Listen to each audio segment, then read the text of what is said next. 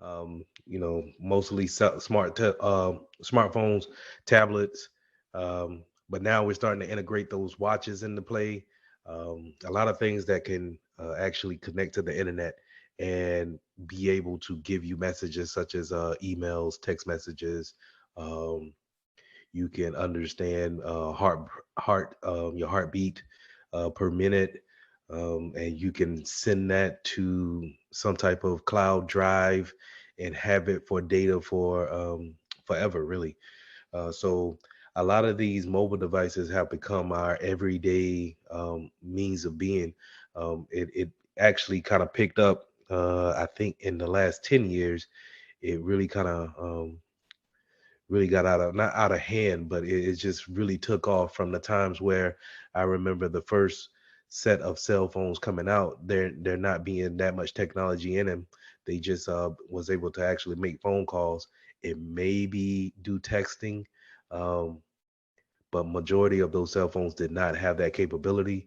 And then once two-way pagers really kind of set the trend for actually sending messages back and forth, mobile devices have really just taken off and became this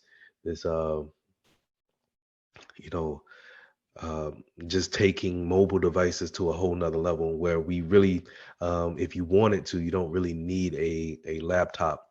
You can get the bare minimum of a iPad with a keyboard attached to it, and then you're able to connect to the internet and really do all the things that your regular PC will do. Okay, but so my first slides here, we talk about portable computers. That'll be your laptops. So any anything that's not a desktop is what you kind of see this icon here. So I kind of got the wrong icon here. The icon over here is a laptop, right? But this is your desktop. This is something that you have, a big computer that actually sits at a desk and it's not really made to be mobile, right? It just kind of it sits there and it does the same thing as a laptop does. Okay. Um, so you have your portable computers, which is your laptops. You have your tablets, iPads, Samsung books. Um, any you pretty much have two players in the game, where it's just either you have an Apple product and then you have every other product that's a Android product, right? And more times out of not you're gonna have a Samsung type of a build. Well, I would say Samsung is the most build quality ready producer or manufacturer when it comes to Android products. But you may get a Google phone, or you may get I know I had a OnePlus phone. They're pretty affordable, but they're running an Android operating system on top of that. So that kind of takes us into the smartphone type of bill, where you have pretty much Apple and then everybody else who wants to get into that field. But um, it's just how can manufacturers really compete with the fame and the popularity of a Apple product?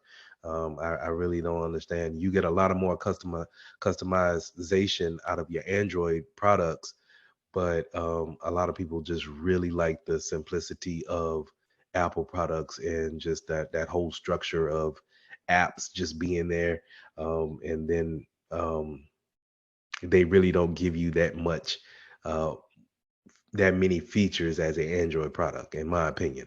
But it may sound like I'm an Android fan, but I actually prefer an iPhone as well. The build quality is incredible. So I just like that. A lot of Samsung products, while they give you a lot of features, um, the test on the actual memory and the processor causes the phone to get hot, and then it may freeze up on you. It may ask you to actually hard restart the phone a lot of times, and that can be a lot of can be a little frustrating at times.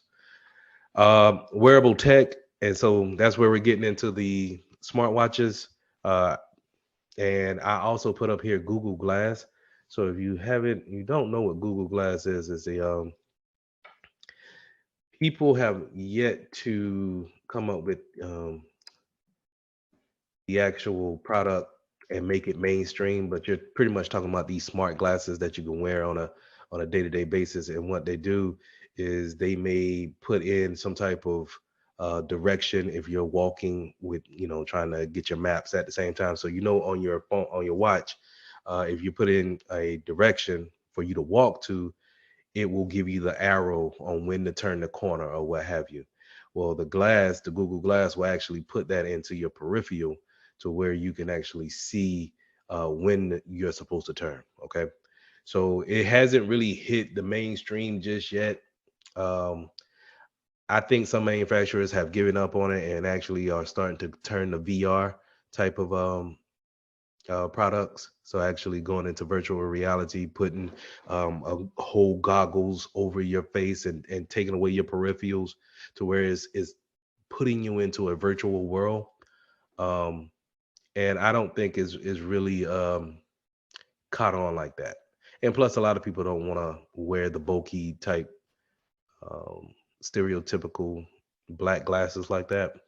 So until they come up with something more fashionable, I think actual having smart glasses is something that's